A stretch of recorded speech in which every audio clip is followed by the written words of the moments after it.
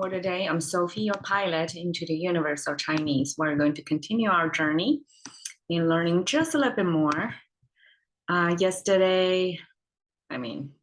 About Chinese, my native language. So yesterday we talked about 落英缤纷, describing this beautiful scenery, mostly in the fall season when the flowers, the petals, the former blooms, falling to the ground.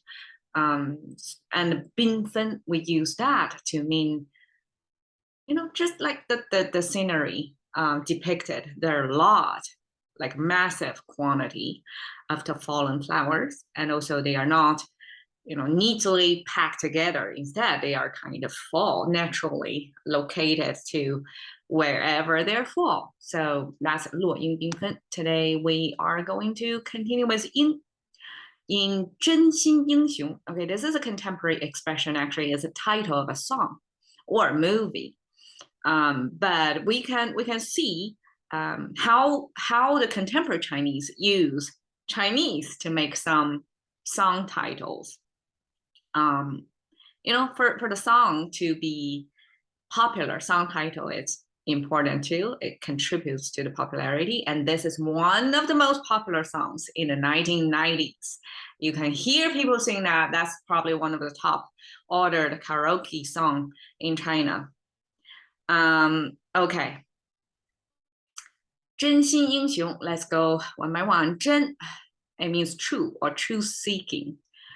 We have four parts here. Let's unpack. So the top portion of this, looking with this sign, that symbol means change, because originally this is a human figure, and when the human figure flip, I cannot do that because imagine flip 180 degree, pivoting around the top, right? It will be like that. So just become like that. And that the language user use that to mean change. I guess the language user trying to imagine their logic over there is that people change over time. So we have people that looks like this, and given time, when they grow or develop as a person, then they are going to, present to us in a different look, even if structurally the essence is the same. It's the same, yes. And then, but because it's viewed differently, so it looks like as if it's a change. So that's a change symbol, and we know this oval shape with two horizontal lines, that's our eyeball. So that's our eye symbol. So with eye, we use that to mean the main function of the eye, which is to look, right? To see, to observe. And then the bottom here, so kind of similar, right? You see the stacking up of similar structure over there. This corner to the bottom left means the lower ground. So it's not something up there you look upward with. This is looking down at. So this is ground level truth. So something not so noticeable. You have to examine closely to see what's going on. And then the bottom, the two legs dangling there simply means scholars, okay, I have to quote somebody because otherwise I cannot understand otherwise. But this is human figure, right? And when we have something stacking up of it, normally it's like that. And this separated line dangling here, I interpret it as the two long legs of a person. So it's the walking function of the person. So walking represents action taken, right? So the whole story, the four symbols stacking up together means the eyes looking at the ground closely, of like this represents objective world, like looking at ground level to discover the change over time. So the eyes have to be really patient, do the observation, take note of things, and given time to notice the change. And then act like a walking what's found out about the change. So basically, it's like as people grow, they grow with life, with things change in life, and then eventually, given time, they can see longer scale of how things evolve. Like they themselves, humans, we grow as a person, but the world around us, they may, the nature of other things, sometimes you can only observe when you take the time to look at it. And the things also evolve. Some of the things also evolve, like seasons or other things in life, that this observation, this trying to find out the observation, find out the truth. Given time, the change, and act upon it. That's the, packed a lot of symbols into this truth-seeking process. Yeah. So for me, I work as a data analyst. So data is readily available, and years of data readily available. So my job is to see if any underlying patterns over time. So that's kind of a truth seeking, and then act accordingly. So that's our truth. Heart symbol is a little bit easy. Okay, so this is just a cavity of heart, and this are the two tubes coming out of the heart, and the third tube, two tubes, one is input, right? The other side is output. So your heart is a pump doing this input and output constantly. And then the third tube, I regard it as the bloodline that to fuel the energy of the heart itself. Because heart as an organ need blood itself as well, not just pump in and out. They need to be energized as well. So that's my theory about the basic anatomy of heart. And the heart here, the East and West, Chinese and English, they have similar assignment of meaning toward the heart. So when English say heartfelt or heartwarm or cold-hearted, they refer heart as your mental activity, your mindset or attitude toward things, your cognitive function as a human being, your consciousness, basically. So that's heart. So Chinese as well. At this point, because this is contemporary Chinese, it's hard to say if this expression actually influenced by the West, the concept of West, what heart represented in the West at that point. And we coined this word of 真心, like a truthfully, heartfelt intention. So that's 真心 combined together. So, at some point when we have multiple languages going on at the same time, and there are people who are bilingual, and then they try to criss and cross and borrow this from here, transfer over there. It's kind of import export of information, knowledge, and language concept, right? So how humans understand the world through language. The practice of that were borrowed, were interbreed basically among different languages. So at this point, it's hard to say. 真心, the heart used here, is actually the Chinese influenced by the English use, or vice versa. We don't know. I'm not that scholarly to know the evolution of language and the interplay between different languages and what happened in the history, and on a large scale involved multiple peoples, multiple generations. Is too big a subject, but let's just put it this way. Heart and 心, very similar meaning in both languages. Okay.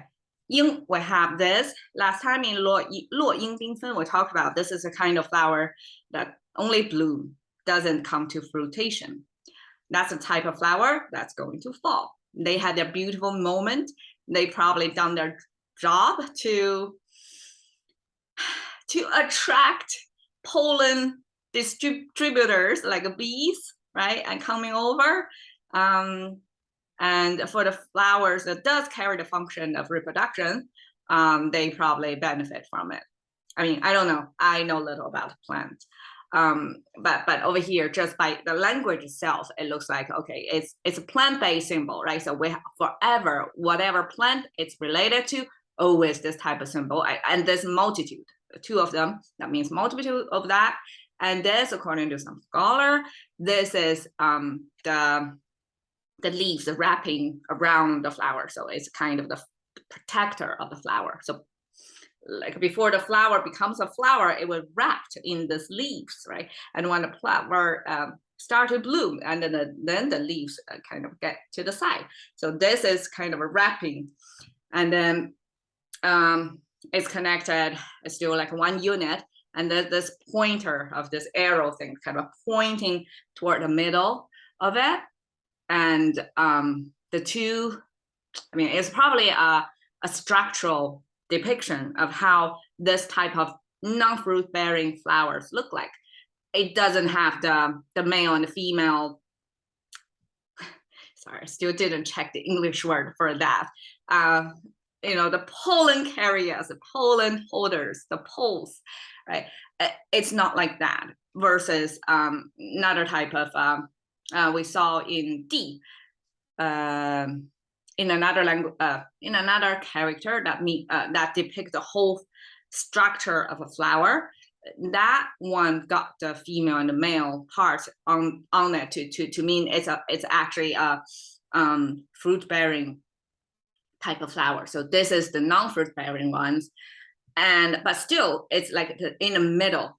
It points to the middle, and this, I mean, this still means the essence, the core of the plant, because the plant, I mean, if we regard the trees, the trunks, or the leaves, or other functions, and that's kind of for nutrition generation or for structure to hold it above ground at a certain height.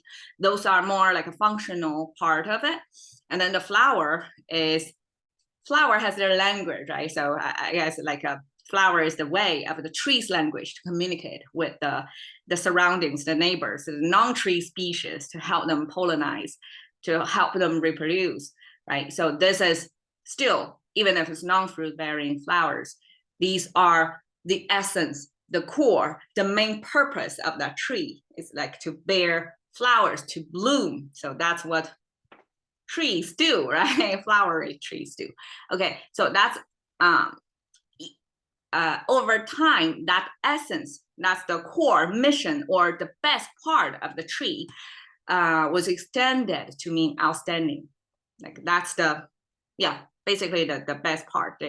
What the whole tree, the structure, the nutrition all go toward to raising beautiful flowers for them to bloom. So that's obviously, like that's the most noticeable, most representing of that tree, right? I mean, tree leaves, we can kind of use tree leaves to identify what kind of tree that is, but tree flowers probably is even more distinguishable as to represent the tree, right? Okay, 熊, masculine.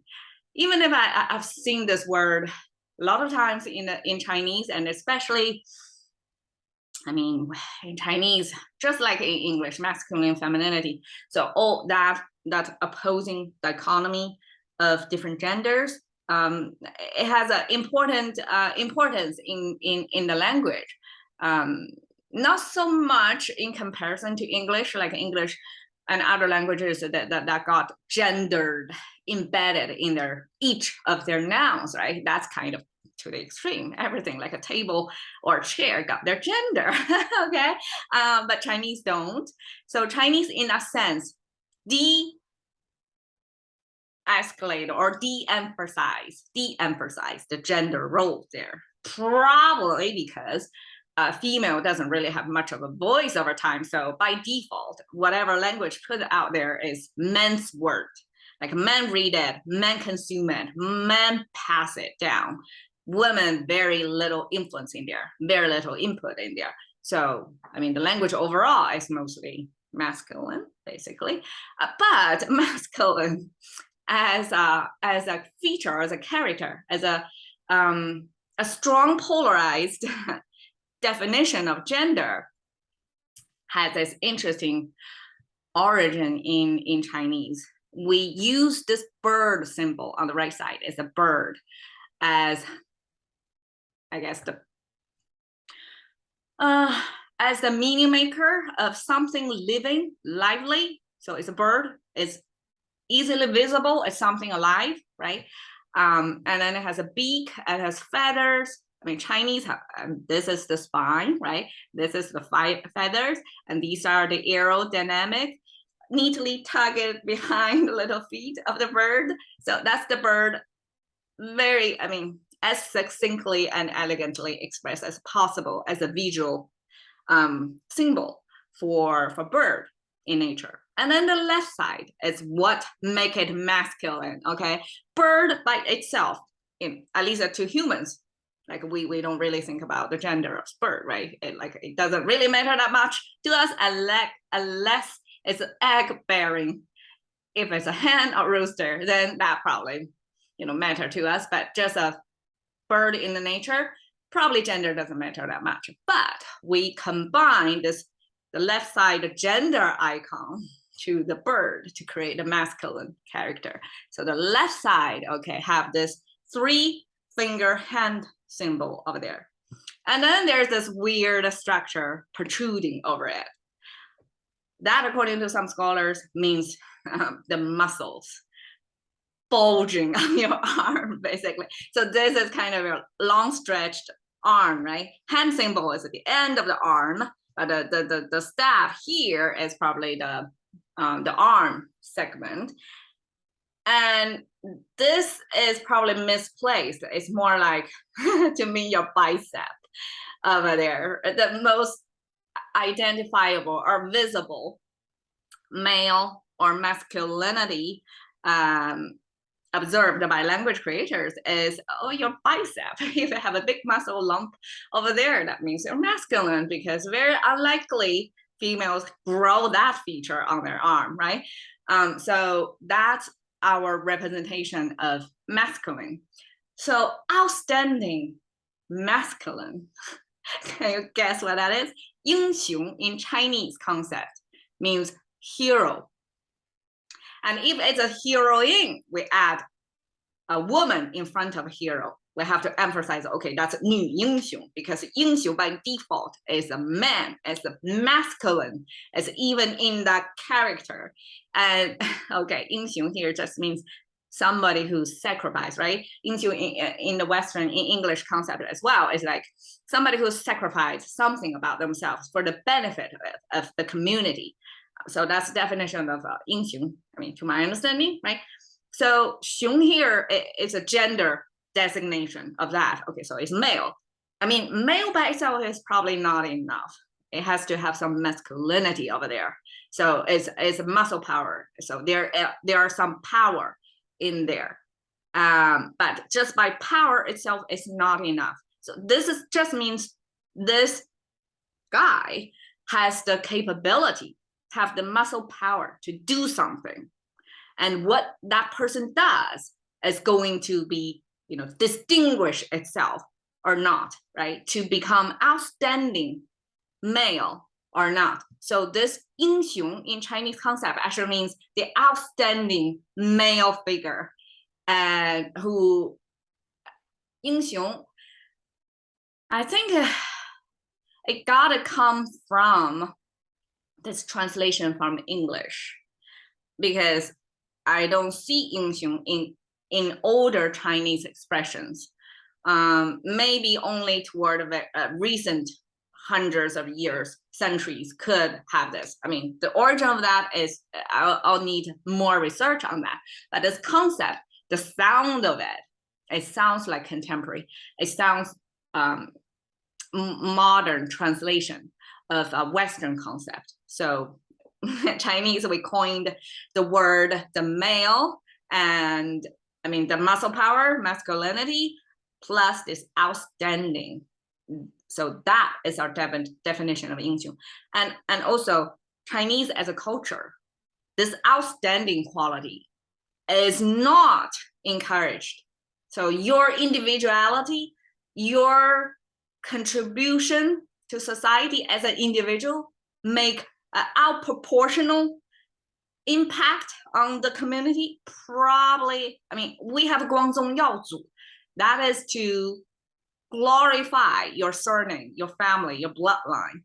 but that's based on the whole family thing concept. It's not on individual, like one, what your own capability going to like beyond the domain of your just, your bloodline, your household level. It's beyond that, your country level, maybe even. So anyways, this is hero, true heart hero, 真心英雄. Translated in a simple English is just true hero. And this is this song in 1993. The song got released and popularized quickly, become the almost like the anthem of 1990s, because in the lyrics, there's one line. Not only is about brotherhood, you can see 4 guys sing this song, but also it's about individual perseverance and eventually success. Because there is this line, 不经历风雨怎么见彩虹?